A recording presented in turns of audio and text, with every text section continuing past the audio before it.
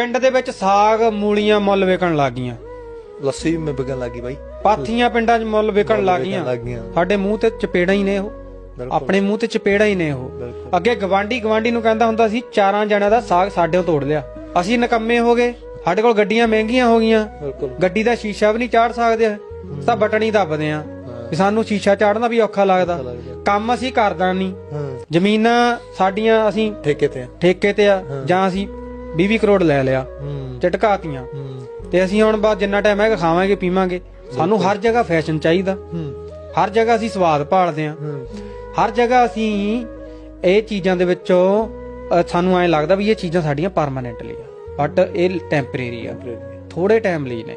ਇਹਨਾਂ ਦਾ ਇਹਦਾ ਨੁਕਸਾਨ ਭੈੜਾ ਹੀ ਹੋਊਗਾ। ਅੱਗੇ ਪਿੰਡ ਦੇ ਵਿੱਚ ਤੁਸੀਂ ਇਹ ਦੇਖ ਲਓ, ਦੁੱਧ ਕਦੇ ਮੁੱਲ ਲੈਂਦਾ ਸੀ, ਹੁਣ ਪਿੰਡ ਮੱਝਾਂ ਵੇਚਤੀਆਂ, ਖਤਮ ਹੀ ਹੋ ਗਿਆ। ਸਾਡੀਆਂ ਸਰਕਾਰਾਂ ਇੰਨੀਆਂ ਗੰਦੀਆਂ ਨੇ, ਮਿਲਾਵਟੀ